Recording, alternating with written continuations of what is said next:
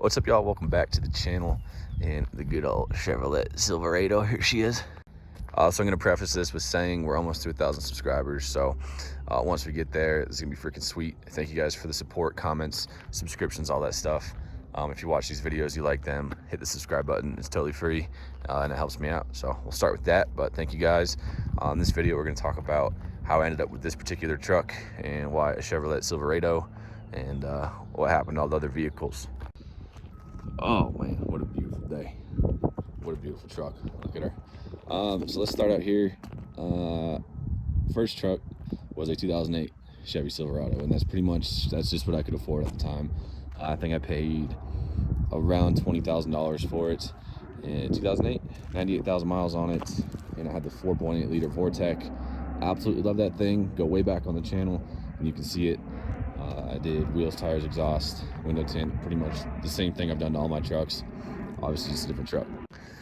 So I drove that thing. I planned on keeping it I'm pretty sure I said I'm gonna keep it till it blows up. From day one, the transmission ran a little hot, like at 220, and I figured, it's whatever. And then the engine started getting hot and it almost maxed out, and took it to the mechanic, diagnosed with a failing head gasket. So it was either $6,000 to get it fixed, which is about half the value of the truck, and then you have everything else that could have gone wrong, or traded in. So I took it to the dealership. They didn't even take it back and run diagnostics. They just kind of they walk up, they're like, we'll give you 12 grand. I was like, all right, like cool, let's do it. So at the dealership, looking around, not a whole lot of stuff up here. They could have brought some stuff from Denver, but I was looking at 2017s, 18s, 20,000 miles ish. I was trying to finance 20 grand and stick around the 35,000 mark. And then I saw the black RST, which I ended up purchasing. It was a 2019 RST. I already had the GM factory lift on it, and that was 40 grand. And I was like, it sure would be nice. And then I ended up buying it because I'm financially irresponsible. So with that said, I think it was 40 grand. I ended up financing 30 flat. I did whatever math made it finance 30 flat. So maybe they gave me 8 grand for my truck. I don't know. I got some money for the 2008, but I lost a lot in it. Ended up financing 30 flat for the black RST, and I had that for 8 months and planned on keeping that one for a while too. So what ended up happening, I was really bored one day, like super bored enough to call the bank and refinance it, because I got an email saying, I think I had like a 3.5%. They're like, we'll give you 2.8 or something, which isn't really worth doing, but I was like, whatever. Called them, and in the process of refinancing the black truck, they valued it at $48,000 and saw that I had like $20,000 of equity in it. So like any responsible adult, I went straight to the dealership and said, hey, my bank just said this is worth 48 grand. What do you offer me? And at this point, COVID was starting to screw the entire world over. And they really wanted used cars, and they didn't have a lot of new ones. They had some, but not a lot of used ones. And so the dealership comes, and keep in mind, I bought it for 40. Dealership comes and says, we'll give you like 41.5 or something like that. I was like, okay. So I put 20,000 miles on it. I had it for 8 months, and they're going to give me more money. Obviously, I put some money into it with the wheels and tires and other stuff, but they're going to give me more money. And I was like, all right, show me what you got. So like any dealership, what do you want? I said, I don't really need all the bells and whistles that I have in this truck. They had a couple RSTs, a couple of the little baby Duramax motors. They had a custom with the 2.7 turbo, and they had this truck. And this truck, phone's ringing, swipe that away. This truck actually turned out to be perfect, right in what I wanted. It's basic, it doesn't have all the bells and whistles, it still has all the four-wheel drive and off-road capability, and it freaking looks good, and it was brand new. So I weighed on it. It's like, do I want to give all this stuff up?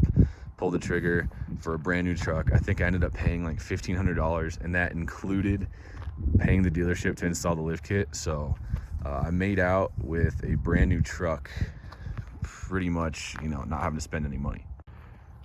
Obviously, it wasn't free. I still had the loan out, but I didn't really have to change any loan or add anything to my loan.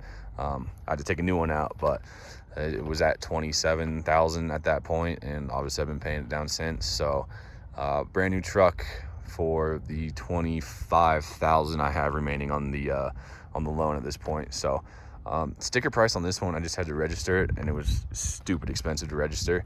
Sticker price was 50 grand on this, so they brought it down a lot, brought the value of mine up a lot, and I have a ton of equity in the truck, and that's how I ended up with this particular one. It was no brainer financially to take a brand new vehicle for pretty much no incurred cost. Now on to, my hands are shaking like hell there. And I mean, I was gonna say on to why a Silverado, but I mean, it's a base model, yeah, but I mean, it's still,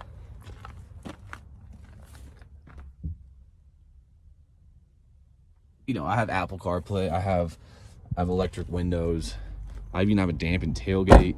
I mean, look at this. Like, it's a base model truck.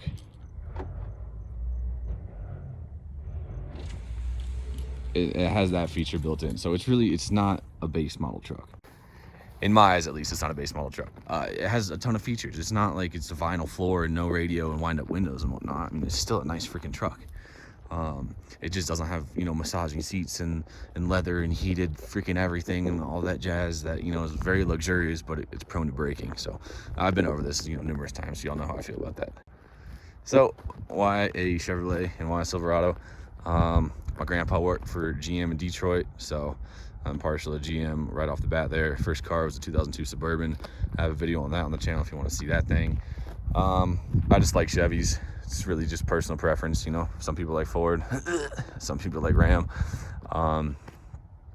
When I was shopping around for this, I did go to the Ram dealer and drive a Ram. It was a nice truck, but I figured I'd look like an idiot wearing all my Chevrolet t-shirts getting out of a Ram, so that one was shot down immediately, and I would never be caught dead in a Ford dealership. Yeah, and I mean, my 2002, obviously a lot of things have changed in the motor since then, but the 2002 has 170,000 miles on it, and the only thing wrong with it is knock sensors, which they're super notorious in that motor. So obviously this motor has a lot of EPA junk on it that causes it to fail, and that whole lifter situation, so may or may not be reliable, but it's warranted for 60,000 miles, so that's the point of warranty. And I've had zero issues with it so far, and I think these things are just damn good looking. I just like Chevys. That's pretty much it.